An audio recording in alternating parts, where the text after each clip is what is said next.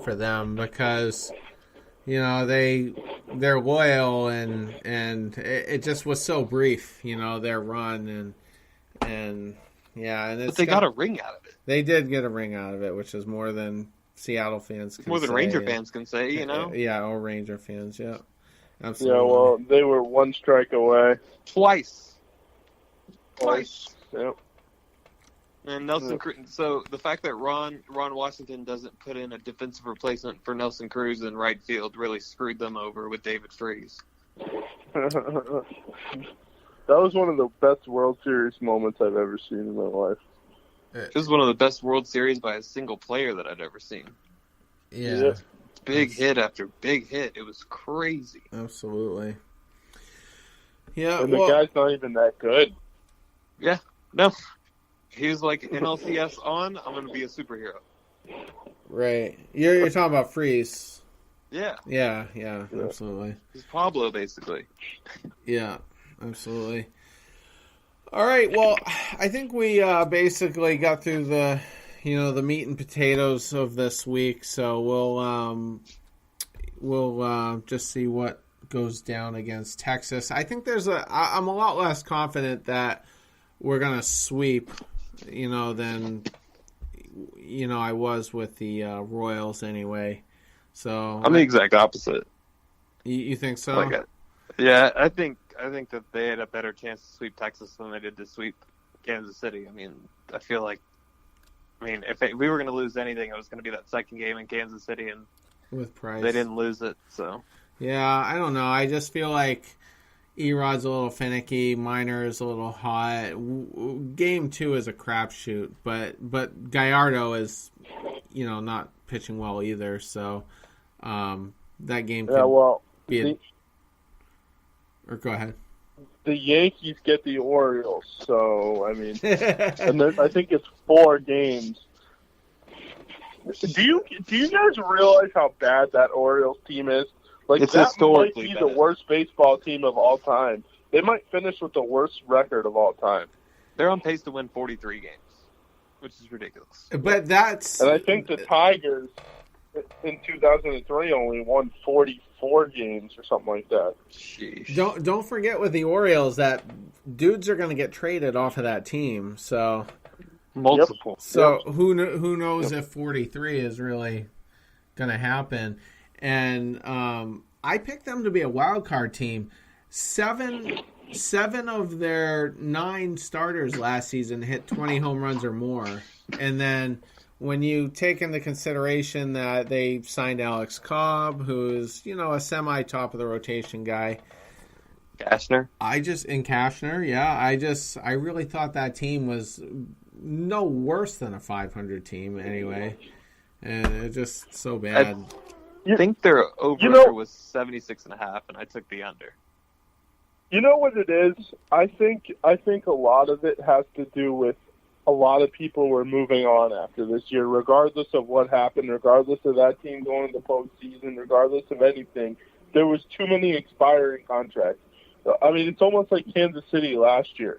There was too many, things. I mean, obviously they didn't end up with the same fate as Baltimore, but I mean, there's too many moving parts, and everybody knows Machado's leaving. Everybody knows Showalter is probably not going to be the manager next year.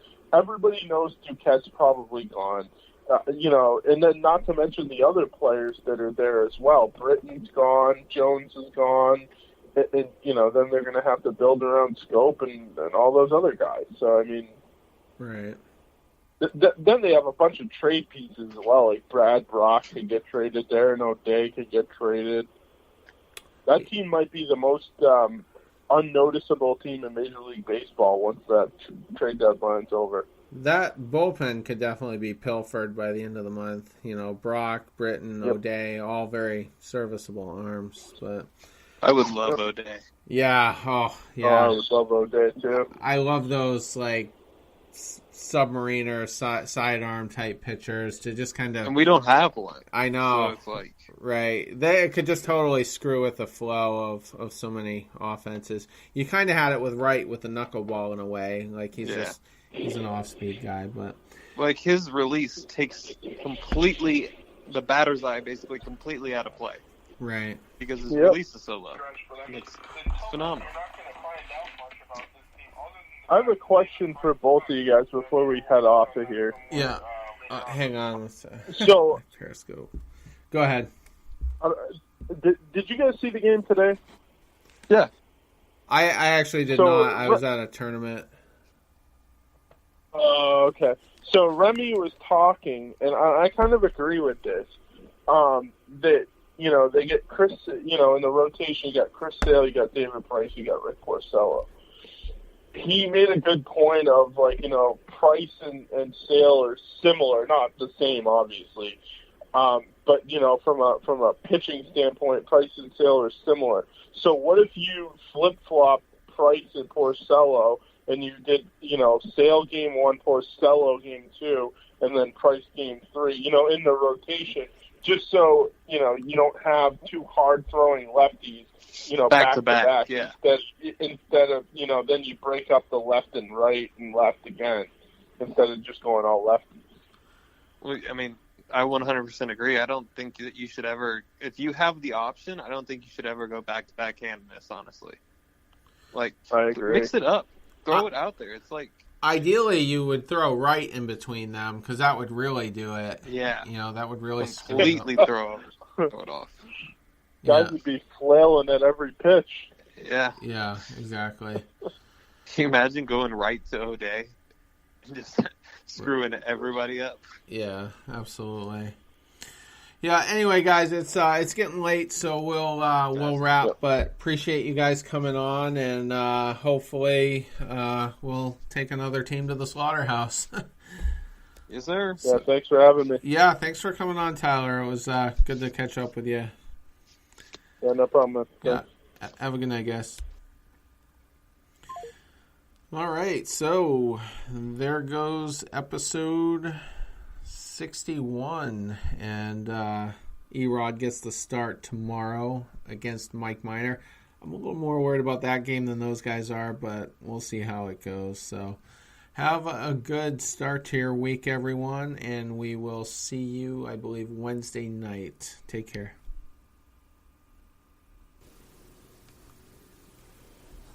I'm a member of a Red Sox nation. It's a kind of a family.